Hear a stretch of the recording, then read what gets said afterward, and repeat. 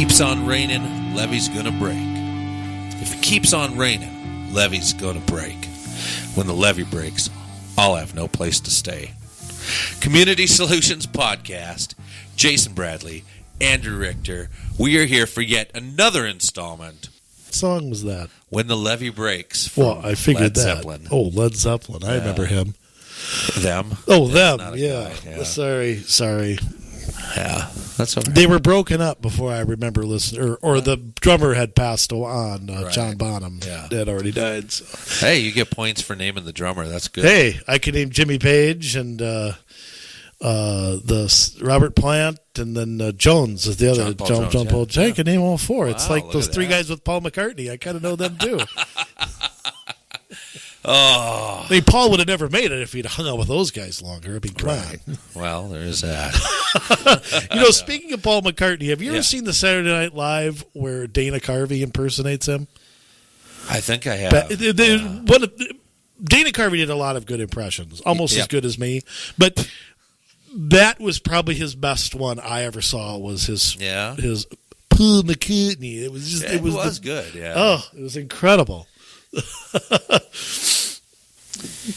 I know. We have to start off by singing a song that I don't know. So Yeah.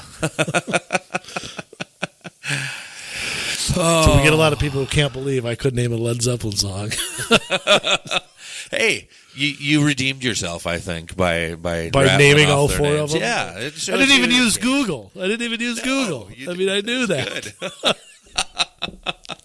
That was good. I think I could name all four Grateful Dead. I can't. I know two of them. Well, Jerry Garcia. Yeah. Mickey. Bob Weir. Yep. Yeah, that's about as far as I get. Okay, there's a Mickey something. Yeah, there is. I can't. Mouse. I was never into the Grateful Dead. I wasn't either, but they have a still to this day they have like a cult following. So it's all right. I'm gonna use Google. It's gonna bother me. I don't know the whole jam band thing. It's like I'm a songwriter. I love good songs, and when you just sit and play solos for 30 minutes, I don't know. I lose interest. I mean, don't get me wrong. Like if it's really good, it's one thing to listen to. I don't know though. Even like. I don't know if you know who Joe Satriani is. I know who he Steve is. Vai. Mickey Hart. That's who. Oh yeah, that's what it is. Okay. Yep. And I like that stuff. Steve Vai, Joe Satriani, but I still can only listen to it for so long, and it's like. Yeah, it's like having a Mike's Hard Lemonade. You can have two of them and can't have any more. I don't know. And as well, being a singer, it's like when I can't sing along because it's like. I don't know. But with these jam bands, though, it's like they're just kind of meandering, and it just doesn't capture my fancy. Fair enough. Yeah. Yeah, it's one of those things. I don't know. Someday, we have to do like an all music show. Yeah. We did the baseball show, which is my thing. Yeah. And maybe we got to do a music show someday. Maybe we will do that. Just an all music show. I don't know why, but it's just something different. It is something different, and like with the baseball show, there were some pretty good parallels that we took out of there when it came to politics and success and things like that. And I think with music that you're able to get that to do as well. So. Yeah, you just wonder. If I can make one more music comment, and I've said this before, but you just wonder: is all the great music in the past? No, you don't think so? I don't think so. Okay. If that were the case, I would stop writing songs. Not to say that mine are great, but I aspire to write great music. And if I believed that the door had closed on that, I mean, I would just give up. It wouldn't do me any good. It'd be like, that's been done. I guess maybe I don't like the way music, I don't know how to put it, has become a packaged product. And I guess I just...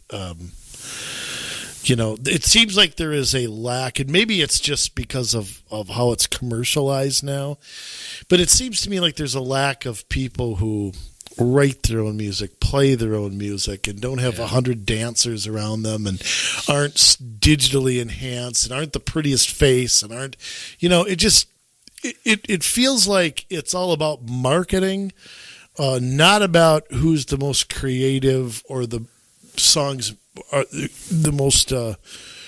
It was like I was not a fan of grunge music, but that seems to be like the last kind of music that was like the old garage bands, Yes and no. I don't know. There's some bands out now. I mean, you look at bands like Cage the Elephant and things like that, and they're okay. You're going beyond me. Well, exactly. I mean, they are out there. You have to go find them. But there are bands that have an influence heavily from the '80s, from the '70s.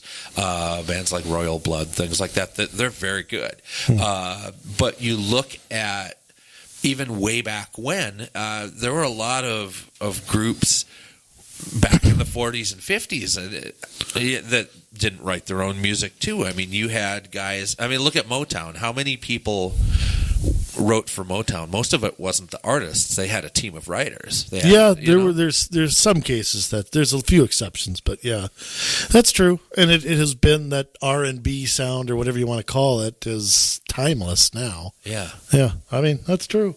I mean, I stand corrected.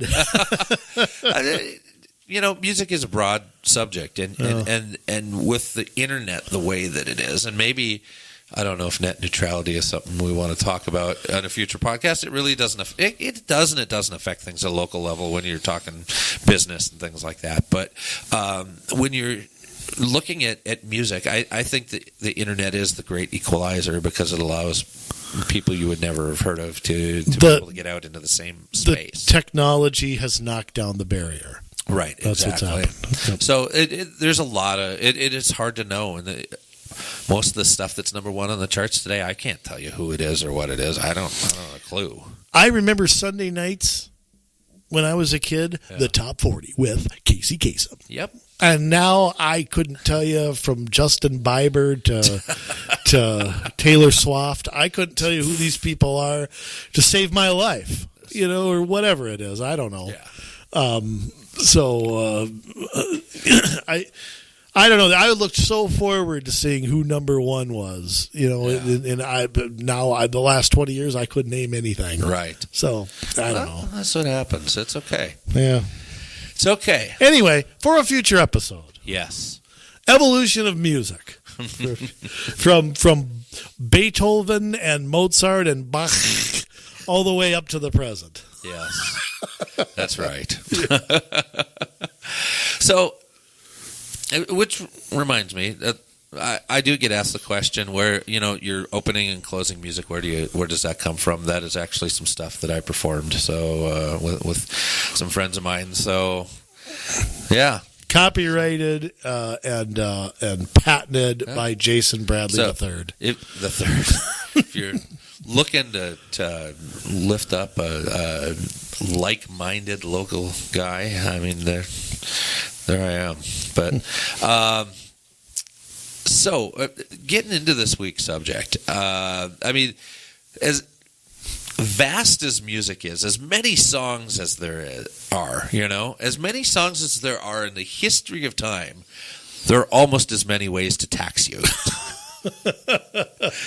It's close. It is. It's close. in extra innings, I think, of how close it is. Today we want to talk about levy limits, and they sound like a great idea because you're capping the amount that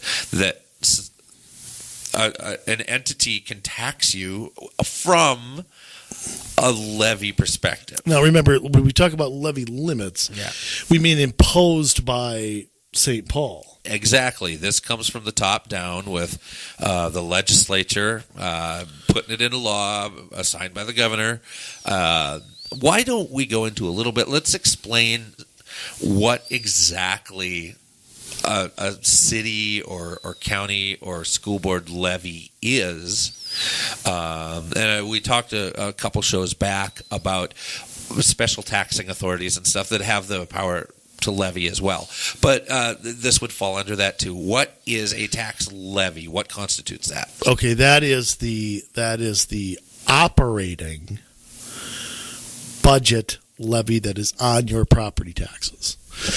Now, operating is the critical word there. So and by the way, the legislature can write this any way they want to. Right. They can write it for cities of a certain population. School districts sometimes are exempt from this because they have their own referendums. Mm-hmm. The 2014 law, which we'll get into in a little bit, actually provided for a referendum if the citizens wanted to override the levy. There was a referendum mechanism built into that law. So there are a number of exceptions, but basically your basic levy is when we talked in December about the truth in taxation hearings and how to read your property taxes. Yeah. That is the big levy, the big. Usually, it's the top source of revenue for a city, not necessarily a county or a school district. Right. They may get more, depending on a bunch of different factors. They may get more money somewhere else, but that is the big chunk of money that goes into the general operating budget of a city, paying for. Most of it goes to employees, but you're talking police, fire, roads, parks, not for capital costs. Okay, or things like that. Right. It's the largest source of what a city would call revenue, and I call tax money. Yes. And we call tax money that goes into their general fund budget. So, for example, you open up the property taxes, and we've talked about this, but in case you missed it, your city, especially in the Twin Cities, I don't know how true this is statewide, typically has 3 levies. They have a housing levy, Economic Development Authority. A county, it would be called an HRA. They have actually, I take that back. It is the county that would have the 3 levies. Yes. The city would typically have 2. Mm-hmm. They have the one big one, and then they have the little bitty one, the EDA, which is a small amount of money, but, it's still separate. That is a separate budget item. That's a separate thing into itself. Yes. So that big chunk of money, which just pretend it's $500 at your house. I don't know what it is. Yeah. It was something like that when I lived in Crystal. So let's call it $500. That's the big levy. That's what we're talking about. That is often talked about at the Truth and Taxation hearing in December. Yes. So that's the big levy. Now, we talk about limiting that from a state level, which has happened before. Currently, there aren't any levy limits in place, but I guarantee you that it's brought up at pretty much every single legislative session. It finds its way into some omnibus bill. And Jay, you'd think you and I would be all for limiting what the government can spend, but one would think that. This is where you have to learn the nuances of local government. Yeah.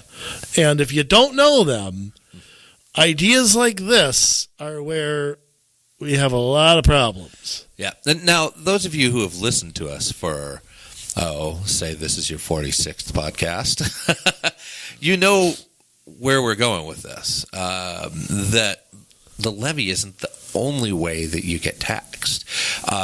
So let's talk. Why don't we talk a little bit about the history of levy limits in Minnesota, and then we'll get into what kind of problems that has created over time. Well, you really have to go back to 1971, where the sort of the Fiscal Disparities Act was passed. That is the Minnesota Miracle, you might hear it called that, but that's where the creation of local government aid and things like that came from in 1971. And there were levy limits to varying degrees in place for a long, long time in Minnesota in the 70s and 80s. And then they became uncapped, and they've been capped and uncapped sort of ever since. Right. It's been kind of a dance for the past, I'd say since about maybe the 90s. It's been kind of, we've had them and we haven't had them. We've had them and then they sunset, and then they write it differently this time, and so on and so forth. So there's the most significant one occurred about 10 years ago. Okay. Governor Pawlenty and the DFL was in charge of so it was both parties put this and signed on to it. That basically capped, and I believe it ran till 2010 or 11. It might have been 10. I want to say it was 10 because 2011 will be a new fiscal year. Maybe it ran until June 30th of 2011, but they capped levies at 3.9%. However, there were exceptions to that, and it's all written in Greek. It's hard to understand. Yeah. Special funds and things like that were exempt. Bonding was exempt. Special assessments were exempt. Franchise fees didn't count because that's not part of the levy. Right. And what happened was cities, at the same time, local government aid money was frozen for that biennium. I believe it's the 08 to 10 biennium. They froze local government aid. Some would call that a cut. It really wasn't a cut. It was a cut in the rate of growth. So on the one hand, you got a freeze in local government aid. The other hand, you got a levy as limit as to what. Now, I'm sure the intent was property tax relief. Yeah. It never happened. Not only did it not happen, but we emerged much worse from it than we ever have. Cities did what cities always do, or at least 99% of the time. Find another way to get your money. Right. They say that government doesn't innovate. You want to watch a government innovate? Cap their taxes. They cap the amount that they're able to tax, and they will find another way to get you. And whether it's been through franchise fees or bonding or things like that, raising fees, all of that are ways that local governments have found ways around levy limits in order to be able to enact the things that they want to spend for. And you and I were talking about this, that at least with a levy, they have to re-up every year. They have to be responsible for what they spend every year. It's transparent. The levy changes. You get out, the bill in the mail. Yeah, it's out there for you to see. There's a preliminary levy that's passed in September. Yeah. The work usually starts in the summer, sometimes before that. There's, like I said, there's some cities have gone to a 2-year budget rather than a 1 year. You still have to pass a levy, and you can pass what's called a budget amendment. You can amend the budget at any time. Yeah. But the little fees and things like that are the hidden things that no one seems to notice. Right. And I think I'm not arguing for higher levies, by the way. I just want people to get this, that I'm not saying we should be raising taxes 20% every year. No, that's not it at all. But the ability to see what you're really getting taxed, I think, is huge. I also think the ability to have financial flexibility needs to be there as well. Right. I'll use Crystal as a good example here of what's happened the last 3 or 4 years. There is that they have gone away from assessments. They're trying to go away from borrowing. Yeah. They're trying to go, and they're cutting some revenue in other places. Right. Like the point of sale repeal. That is a $200 tax cut to anybody buying or selling a house. Yeah. They've at the same time, they are building up their reserve accounts so that when that next big project comes, they're not going to borrow it and pay for it for the next 30 years. That's, again, you can argue whether that's good or bad or whether that's the right thing or whatever. The point is they need to have the ability to do that if they so choose and if the voters so choose. And with a levy limit, now just imagine if that had been on Crystal the past couple of years. In 2014, it was a flat 3%. Yeah. So Crystal might not have been able to repeal the point of sale or might have had to bond for something because they couldn't put money somewhere. Or, okay, we'll do what the old council used to do, raise your taxes 2.5% and then slap an assessment on you for mill and overlay or whatever. But that doesn't show up only on the comprehensive annual financial report. Right. So there's all sorts of ways. The biggest problem is that the alternative ways to get money are with you forever. You enact a franchise fee, there's no sunset on it. That's right. It's perpetual. It's there permanently. Yeah. So any city that said, okay, well, we want to do something, but we can't because of the levy limit, we'll enact a franchise fee. We'll raise the cost for licenses and permits. We'll raise the cost for an alcohol license, which of course is just passed off to the customer. We'll raise the cost for, whatever charging services for, playing Little League or whatever.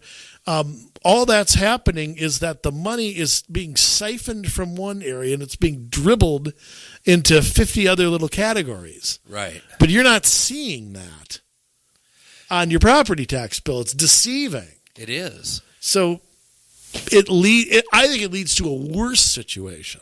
Oh, absolutely. I mean, I don't think there's any argument in that. Would you rather pay $5 and see that you're paying $5, and see where that $5 is going? Or would you rather be told you're paying $5, but in reality you're paying $15 and you don't have any way to see it, other than, if you get slapped with an assessment or, it's ridiculous. Yeah. Well, but, the idea is still around. It's still being talked about right now. Yeah.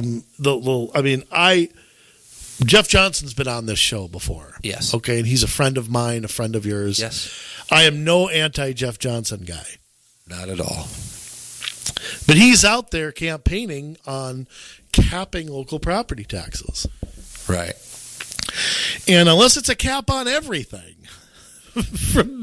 from assessments to fees to blah, blah, blah, this will not work. And I'm just surprised somebody who's spent as much time in municipal government, and Hennepin County gets a majority of his money from places other than the levy.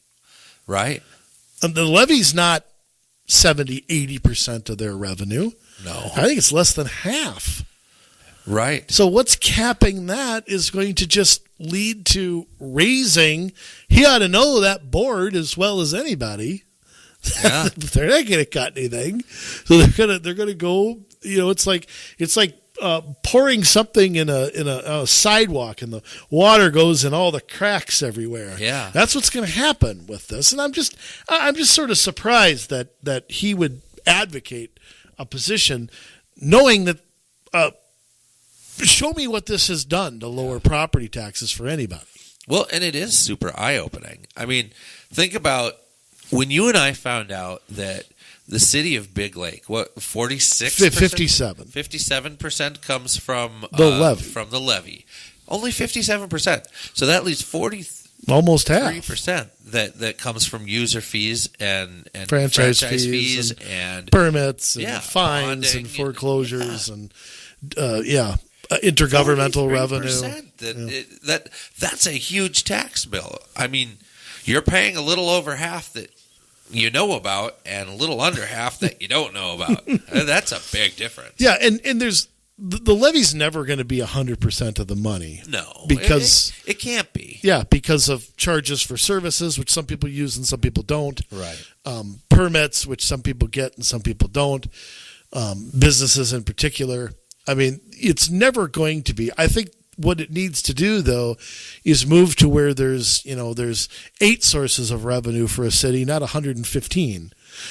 And we need to move in that direction, not the opposite. But this will result in the opposite. I mean, the more transparent and limited the sources of revenue are, the better for the end user, the resident.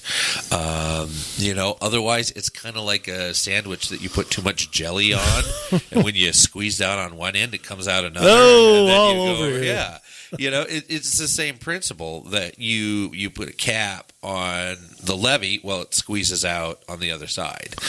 Right, and I'd be interested to hear what some of the other candidates have to say on either side, because both sides have done this.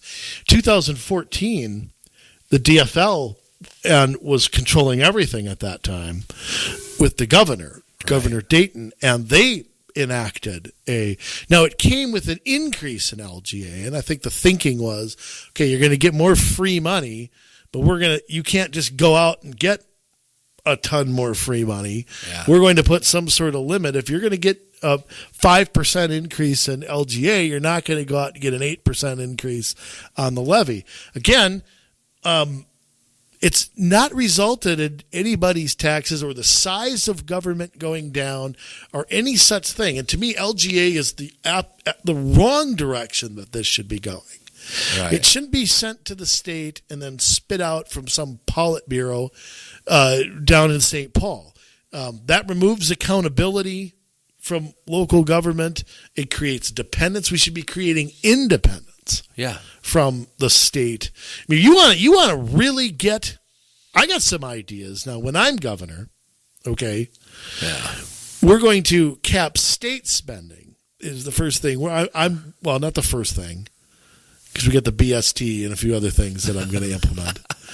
But my first state of the state will include capping, and zero-based budgeting would be my way to cap it, probably. Yeah, but. The point being that local government aid is something that needs to be reexamined here. And to me, LGA has to not be thrown in a general fund budget. I think that's dangerous. Yeah. Because now your police force, your fire is dependent on money coming from somewhere else. That LGA should go to something separate in my book. Even though my book's a little thin, not a lot of pages in it. Right. But, to throw that, there needs to be... Here's the thing. Let me make this analogy to you. Take something like unemployment or welfare. Okay. If I'm going to sit here and just give it to you year after year, whatever, month after month or whatever, you have no incentive to get off of it. That's true. So if LGA is going to come to you this year and next year and the year after and the year after and the year after, you're going to have that money spent 10 years before you get it. Yeah.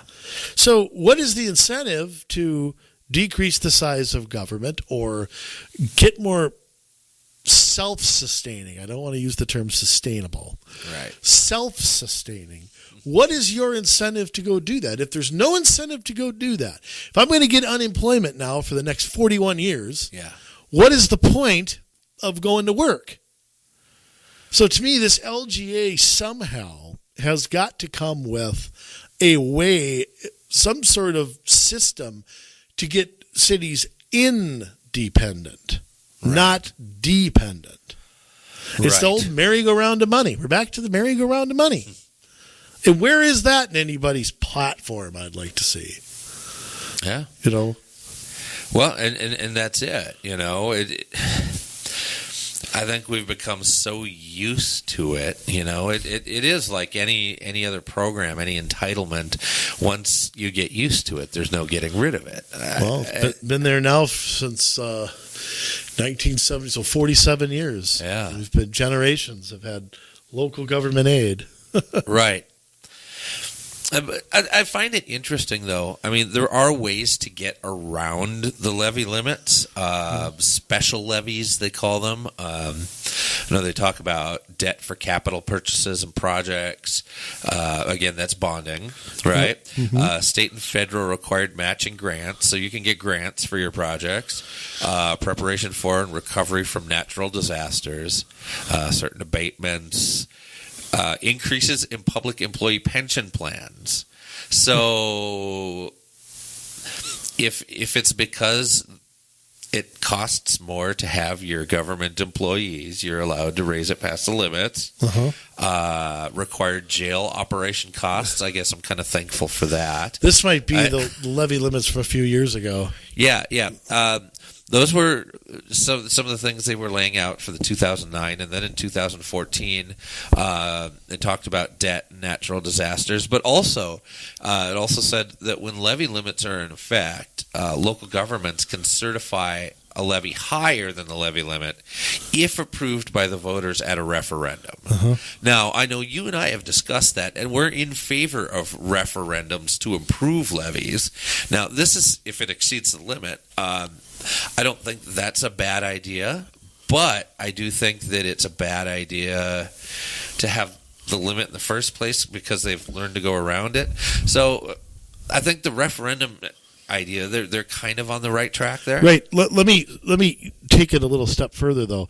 The referendum needs to be total spending. Yeah. Okay, not the levy. Right. Because the levy is different. Yes, it is. If the levy goes down, they can institute franchise fees. They can get exactly. It needs to be a spending limit. That's my vision of it. So let's say City A is spending $10 million, and over the next 3 years they want to spend 10.5 or 11 and 11.5. That's their proposal that they're sending to us as a limit. That includes everything, right, in the budget. Not, and I think major projects also that are bonding a certain amount of money probably should have voter approval too. Yeah. I mean, if you're going to bond for a $20 million building, that's twice as much money as your budget. Yeah. Why do the citizens have no say in that? It's like, well, wait a second here. First off, why do you need to? I mean, we can't have a referendum on everything. Nope. Okay. I think again, hard, yeah. But you could put a bonding limit over the next 10 years. This is the amount of money you can bond. Yeah. Over the next 10 years, this is the amount of money that you can spend on the budget. Yeah. And not have a referendum for every detail. Right. So to me, that's the way to do this. Because once you have the limit, then everybody's, okay, how do we work under that? How do we work under that? How do we work under that? And it's all about holding back things, not, well, we can limit whatever we want. We can bond whatever we want up to a certain amount. We don't have to build up reserve accounts if we don't want to, because we can always bond this in the future. I mean, the whole conversation changes. It's kind of like reaching your credit card limit. If you're close to your limit. Yeah. Okay. Boy, does that curtail some of your spending. Oh boy. Yes. But because you know what your limits is. My limit on my credit card is $2,000. So not mine, but just hypothetically. So I know that I have to get to a certain point, pay it down. Get to a certain point, pay it down. Get to a certain point, and can't use it again. Right. So I think there needs to be some way that the voters can say, okay, here's what we are willing to pay our local government. We're not willing to pay them anymore. And if you're going to, the city needs to make the case. Yep. They need to come to the voters and say, here's what we're going to do with the money. Here are the consequences if we don't get it. Blah, blah. I mean, it's happened before. Crystal did this with the pool bonds back in the 90s when the pool was redone. Those bonds are paid off now.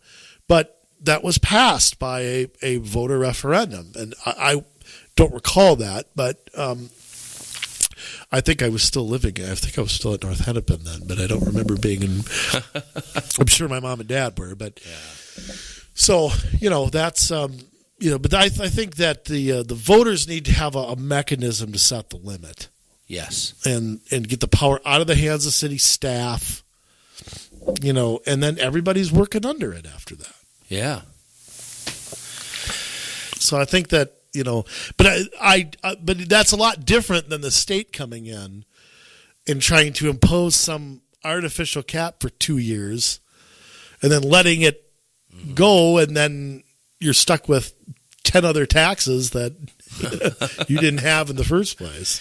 Yeah, I mean, that's a whole different thing, and it's not accountability, it's not transparency, and those are things that voters across the country have been crying out for a long time, but yet government continues to move in the opposite direction because, well, they haven't been caught yet, I guess, but we're starting now to recognize, I mean, through shows like this, where we're talking about those things and about the various ways that taxes occur, that the government can demand money from you. The government can pass a law tomorrow to take every cent you have. Yeah. What's stopping them? Nothing. I mean, they confiscated gold, back during the Great Depression. Yeah, well, we got off the gold standard under FDR, right? Right. Another mistake. I mean, okay, the Federal Reserve being the first one. It was after FDR. Let me see. Was it Johnson or was it FDR? I thought it was 1933. But are you going to look it up and show me up here? I'm going to figure it out because that's important. It's important to get those pesky little things called facts, right? Yeah, we went off the gold standard 71, so it was actually Nixon. Yeah. Holy cow! I knew it was later. It was right. What was I thinking of then with FDR? Then he did something with the gold, and I don't. Maybe it was one of his bank holidays or something. Yeah. Yeah. Well, he did abandon. No, what was it that he did? FDR takes United States off gold standard June 5th, 1933. Well, yeah. So we were both right. I mean, I was a little less right because I had I had Johnson instead of Nixon, but I had the right time frame there. Yeah. All right, fine. We were both right. That's usually the way it goes around here. We're both right. So, by the way, yeah. Executive Order 6102 on April 5th, 1933, signed by President Roosevelt, forbidding the hoarding of gold coins, gold bullion, and gold certificates within the continental United States. That's when he confiscated it. Yep. Yep, absolutely. So the government can come and just take from you at will. I mean, that was Gold Reserve Act of 1934. Yeah. Oh, that's too much to read. Yeah, who wants to read? I should have brought my iPad. They didn't have enough sound bites back in the 1930s. Tell you what. The only sound bites they had was Charlie Chaplin. He didn't say much. Oh, that's not true. We just couldn't hear it. No, so, yeah, the whole point is government can come and just decide, we're going to come take this. And the larger point is we're right, that a law could be passed tomorrow to take every cent you own. Yeah. I mean, what if the banks declare a holiday? You can't get your money out of the bank. Government decides, hey, we need it right now. I mean, it could happen. Yeah. I mean, we're not conspiracy theorists. We're not saying it's going to happen. And it could happen by executive order. Yeah. I mean, it doesn't have to be a law passed. There should be, but... Or at least there should be a law passed, or at least a committee, I'll tell you. But...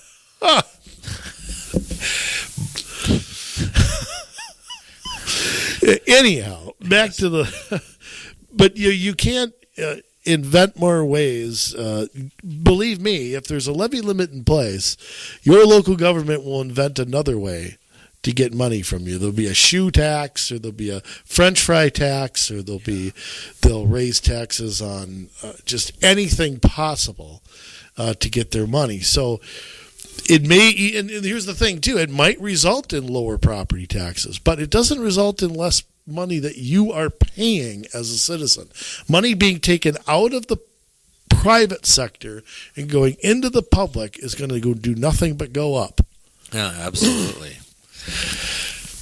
And, and who's to say? I mean, do we think that government has figured out every way to tax somebody? No. And that's because we can't determine, the trajectory of technology over the next number of decades, and when something gets out of control, there are two ways that government controls it. One's by regulation, one's by taxation. The internet. Look at internet taxing and things like that. The sales tax on the internet. I mean, we didn't have that. How many years ago? When was that passed? I don't know. It's gone state by state, so I don't know. I don't know what's going on with that. I'm not even. Does Minnesota have that? I don't even know. Yes, it does. Okay, I wasn't even sure. Yeah, but that was something that we were kind enough to pass. When was it? I don't remember. It might have been like 2014 or something. Oh, so yeah, I thought. It wasn't that long ago. Just think about that. 4 years ago, we weren't paying taxes on the internet, on our purchases on Amazon, things like that. No. Yeah, and think too about things like tobacco and how that's being taxed now, or any other kind of what's called sin taxes. Right. Look at what's going on in Seattle and New York. You want to buy a Gatorade in Seattle or something? It's like $10 a bottle or something. Just ridiculous. Yeah, New York City with its soda tax. Right, but I mean, they're manipulating your behavior. Right. Not through the free market, but it's through. And again, locally, the same thing's going to happen. I mean, cities. We talked about special ways a few episodes back of cities enacting all these. There are cities who want to do a payroll tax. Oh, absolutely, and would do one in a second if they could somehow get away with it. If you think they're done pushing for like a city sales tax, you're crazy. And some cities have them, but some are allowed to. It comes from special legislation from the legislature, and almost all of them have sunset provisions. Right. They have to make the case to the legislature. The day that a city could just do that on its own, it's going to become like franchise fees. Yep. They're going to do them everywhere. They will. And doesn't matter, liberal city, conservative city, they're not going to hold back.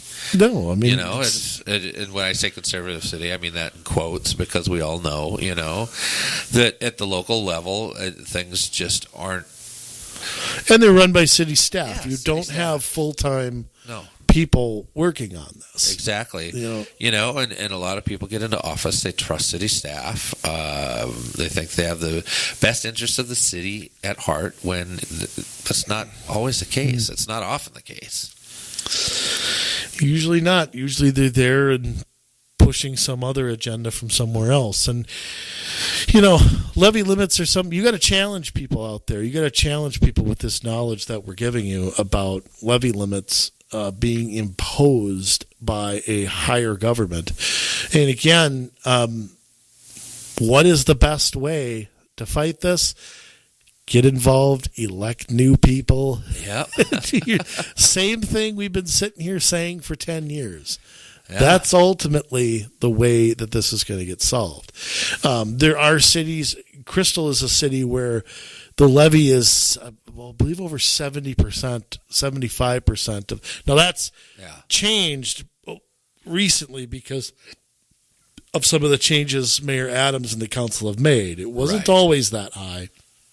But they don't have franchise fees. They don't get the LGA that they used to. No. They don't have land sales and other things that a growing city like Big Lake might have. They're not doing the assessments on road construction. Right. So maybe it's even higher than that. The levy might be like 80% of their money. Yeah. And that's pretty high for a city. But again, the second that's capped, their flexibility and their ability to control things like borrowing, control things like cutting other, like we mentioned, the point of sale tax that's been eliminated. Their ability to do that is compromised. Right. Their ability to do that is they can still do it, but it's just a. All they're going to be doing is worrying about getting under the levy. Right. That's the only conversation that will be had at that time. I've been to budget meetings when levy limits have been placed, and that's the only topic that's being talked about. Spending doesn't go down. No, rarely. I mean, it can in a rare, because some things can happen. Like one of the things going on, I know that is a long-term goal in Crystal is to lower that debt service expense. And if that goes down, which takes time because you have to pay off, interest is all front loaded and you have to pay that off. Right. But that can go down for sure. And other expenses, some of them are more within your control than others. Like health insurance and things like that can be things that are out of your control, or some sort of catastrophe happening or something you can't plan for everything. I mean, there's that stuff, but I'm talking about like your feel-good projects, your bike trails, your solar panels, that stuff's 100% under their control. Yeah, but the spending on those things doesn't go down when there are levy limits. No, and keep in mind all those things need to be maintained. Yeah. You tear a bunch of houses down to build a ball field or a bike path or a green space or whatever. Remember, that's property off the tax rolls. So you could lower spending and still increase taxes because you don't have as many revenue generating properties to get to. I mean, there's other things like that. Like look at I don't know that this is true in Crystal because things have offset it, but you have the new Public Works building, which used to be private land where the Knights of Columbus was and all that. Yeah. The Crystal Ballroom. Right. Now that's public land. Mm-hmm. But then at the same time, you have places like Kavanaugh where it used to be school. Yeah. Now it's assisted living. Yeah, senior assisted living. So maybe those things balance out. I don't know. But my guess is we're still paying the TIF on that for another, that was enacted prior to the new council. So, I mean, there are consequences those ways too. How do you measure that in a levy or a limit or, something of that nature? Well, you can't. And, it's like trying to figure out how much money a school district gets. I mean, it gets that complicated. The school district can't even tell you. Yeah. It's maybe not that complicated, but it does get complicated just to the casual observer, just the homeowner that is trying to work two jobs, or both. You've got two adults working two jobs to try and put kids through school and that kind of stuff because they can't seem to understand why they can't get ahead, why they can't save more money, why they can't pay off bills because taxes keep going up every year, and they don't see it going up that much because their property tax statement doesn't tell them it's going up that much, and they don't understand. Yeah, they don't understand it. It's not the be all end all with the property tax statement. Yeah, I mean, bottom line is, I think levy limits are a bad idea unless it's citizens and a referendum. And even then, it's got to be total spending. Yeah. Not just the levy. And those are things that need to be explored and debated. But I fear, especially in a divided government, which I think we're probably going to have in one way, shape, or form next year in Minnesota. I mean, I won't say what houses or offices I think will be what, because I've got my opinion. There'll be a Republican Senate no matter what, but the House and the governorship, I've got my opinion on who will win those. I'll keep that to myself. But we've seen this happen twice just in the past 9 years or 10 years. I guess we're going to see it again. Yeah. In some way, shape, or form. Maybe for a year, it may be for 2 years, but look at. And then, here's the other kicker. Local accountability. I mean, how many times have we gone on and on about local accountability? And how anytime they get to blame somebody other than themselves, they do it. They do it. Uh-huh. So what do you want to bet if there's levy limits, we're going to hear, well, the state, blah, blah, blah, blah, blah, blah, blah, blah, blah. Oh, yeah. And, I mean, and it may be true in some cases, but I don't want locals to have that out. Right. That there's somebody else that is responsible for the job they were elected to do. Well, we're already getting that. I mean, every year it's like, oh, we're getting less LGA than we used to get, and Did get the grant for this. I'm sorry, but it just again. That's why LGA does not belong in the general fund budget. No, because what are they going to do? They're going to try to make that money up somewhere. Yep. So yeah, that's not good either. With levy limits, bad, not a good idea. Right. Need to be opposed. But I almost agree with the League of Minnesota Cities here, and then I can't stand that organization. Yeah.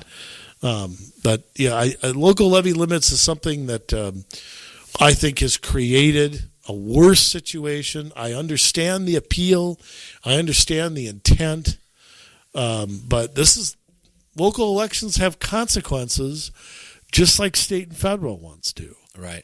Well, think about that when the government limits or restricts anything, there's always a black market around it, right? Mm-hmm. So, right, you make guns illegal, you just, you open it up to, they're going to get it. The demand is right there. They're going to get it somewhere. Think about prohibition, and all of the underground places where people would go to get their booze, and me and Babe Ruth hitting the town, and it's no different with the relationship between state and local governments when it comes to taxes.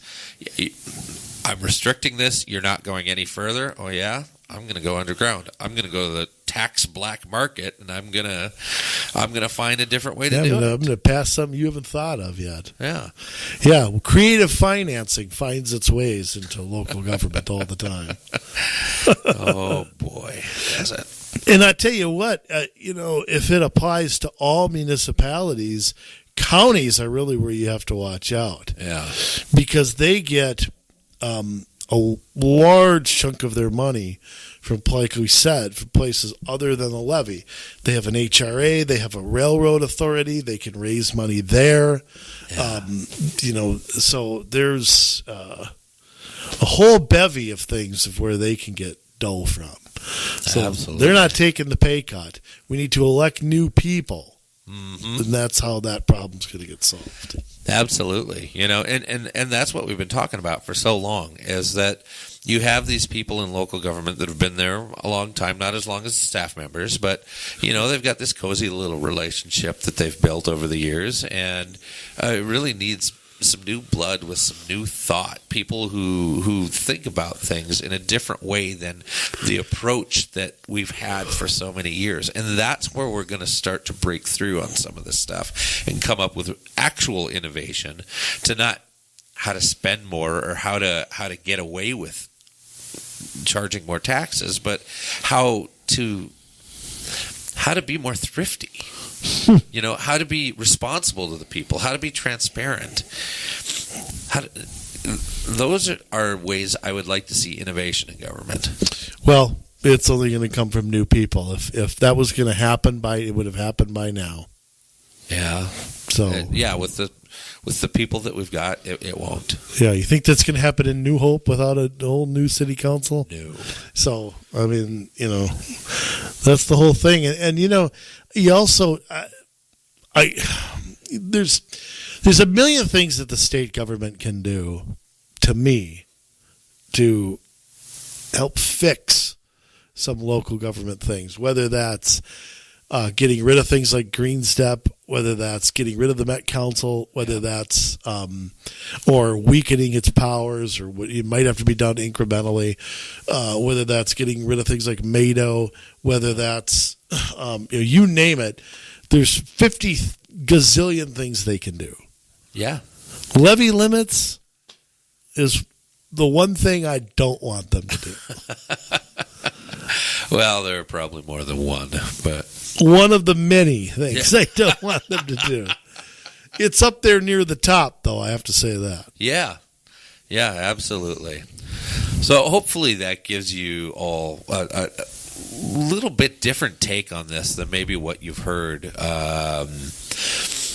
Because initially, put a cap on taxes. That's a great idea. Well, no, that's not. Sounds conservative, doesn't it? It does sound conservative, you know. And if that was the only way that we were getting taxed, it would be conservative. So I hope that it helped you think a little bit differently, though, about how, you know, you can put limits on one thing, but it doesn't. It opens up this whole other Pandora's box, if you will, of other ways that same thing can happen. And so, and those other ways stay with us. They do, you know, and so I think that any time in government where they talk about doing something with these broad brush strokes, we really need to think about the details and what does that really mean. Something may sound great in theory, but it is not always great in practice. So it's important. Details matter. So do your homework, you know, and don't just take the talking points and run with them and let politics be this feel good rah thing, or this thing where you're angry and complaining. Instead, get down to the minutia and figure out what they're actually talking about. Who can St. Paul they could screw up a one-car parade? It's just the truth. Yeah, it's true. So, anyways, Minnesota, there you've heard our case. Hopefully, whether you agree with us or not, it's at least giving you something to think about. So, please, as you hear about stories, you know, and it might be related to the levee in your city, it might be related to something else. Let us know, because we really would like to hear from you. Many times we talk about the things on this show, or we put these things up on social media that we have found out from people out there that have contacted us. You are our eyes and ears across the state, because, you know, as loud as our voices are with these microphones and the power of the World Wide Web, it's still only so good when it comes to being able to locate and talk about the things that are happening down at your level. Sometimes you are the last line of defense, and it is by you stepping up and saying something that could trigger something statewide, because we discover it's happening in 9, 10, 50 other cities. So, and it probably is. As we found out over time. So we should mention, too, if you're interested in running for office, we are available to help you do that. Yeah. So you contact us and say, look, I need help. I want to run, or I want to run in the future. You want to be groomed? Yeah. We are the people to do said grooming. Right. Yeah. We are currently training people and consulting with and advising people and groups of people when it comes to activism or setting up an organization to help with local elections. So any way that you have a question for us or want to get a hold of us, you can do that. COMMsolutionsmn@gmail.com. COMMsolutionsmn@gmail.com, and we will get back to you. We're all over the internet. We're on social media. Our podcast can be heard on iTunes, Google Play, Spotify. So you have a chance to be the local hero where you're at by sharing it and helping people understand what's really going on in their city. Because chances are most of your neighbors are just like us 10 years ago, and we didn't understand either. So we want to shorten that learning curve for you and help you to understand what we understand in a very small time frame, so that we can all go out together and win. So with that said, we're so thankful for you. We're thankful you listen to our podcast. We're thankful you read our blog and are connected on social media. Please, please, please don't let it end there. You have a duty to your neighbors, your friends, your relatives. So let's make it happen. We love you, Minnesota. Now it's your turn to